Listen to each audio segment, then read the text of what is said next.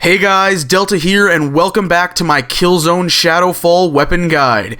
In this video, we will finally be revisiting the StA101 Kameraad, a semi-automatic sniper rifle available to the Scout class, and a gun that has been substantially buffed since we first covered it.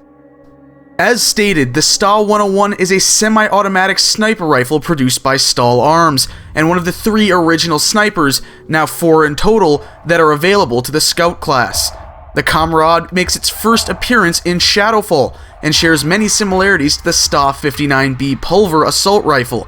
In fact, the StA101 is virtually identical outside of a longer barrel, smaller magazine, and a lack of fully automatic firing. The Kameraad's damage output remains unchanged, consistently killing in 3 shots to the body, or with 1 headshot. Damage drop-off will not be a concern when using the StA101, as it has one of the largest effective ranges of any weapon in-game. The rate of fire has been notably increased since launch, now capped at 385 rounds per minute instead of its original 225. A quick trigger finger will easily be able to make this semi-automatic weapon feel like a fully automatic one.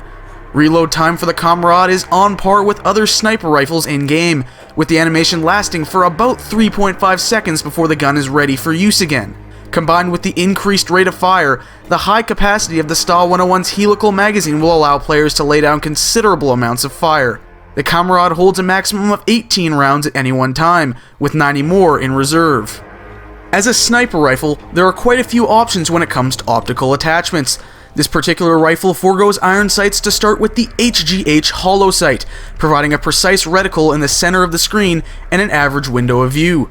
The bulkier frame of the HGH sight does block more of your vision than its VSA counterpart, but it is perfect for close-range encounters. That said, the slight 1.2 times magnification bonus of this optic limits its effectiveness at longer ranges.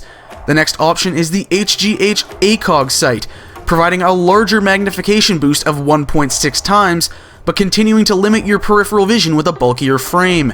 For a gun that doesn't particularly excel at long range, this option gives the players the best of both worlds for close and mid-range encounters.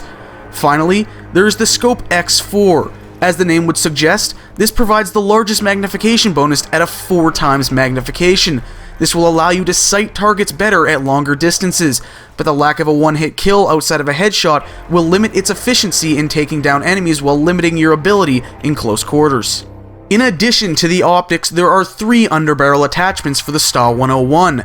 First is the Taser, a short-range, shotgun-like weapon that will stun nearby enemies, slowing their movement and blurring their vision. This will make enemies easier targets, but the delay caused by switching from the underbarrel attachment back to the main gun may negate this effect. Next is the Silencer, which functions as you would expect. This attachment increases the stealth capabilities of the gun by dampening its audio signature and reducing the player's visibility on the minimap. It has no effect on damage or on range, making it an ideal choice when combined with the cloak ability for a stealth loadout. Finally, there is the E-Stun Missile, an attachment that functions similarly to the support's missile attachment. The major difference, of course, is that this missile functions as an EMP rather than an explosive. This missile will lock onto and temporarily disable enemy automata, making them more vulnerable to attack. These missiles will also outright destroy an assault player's shield. Additionally, any enemies caught in the blast radius of the missile will be stunned as well. The StA101 functions more like a battle rifle due to its high rate of fire and large magazine.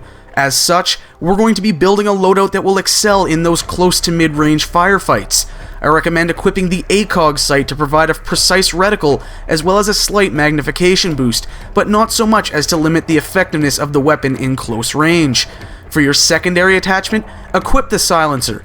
The added benefit of stealth that this attachment brings will allow players to take enemies out with a lessened chance of being spotted and keeps them hidden from the minimap. For a sidearm, I would recommend the M6 Punt. While it requires a couple of seconds to charge a shot, it is without a doubt the most powerful sidearm in the game, with the ability to kill enemies in one fully charged shot. Equip this weapon with the laser sight attachment for increased effectiveness in close quarters thanks to the improved hipfire spread. When it comes to explosives, the choice really boils down to playstyle. Since the Kameraad is more of a battle rifle than anything else, I recommend a more aggressive playstyle and equipping the M194 frag grenade to go along with it.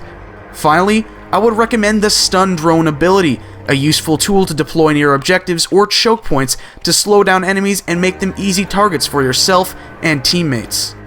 The StA101 Kameraad was once an afterthought to most players, used only to complete challenges and little else. After receiving multiple buffs, it is now one of the most popular weapons of choice by those who favor the scout class. When combined with the silencer, it is a fantastic stealth weapon that excels at mid-range combat. Once seen as an inferior little brother to the StA61 Vulture, the Kameraad is now a more than viable option. In fact, it may actually be the best weapon available to the scout now. Thanks for watching.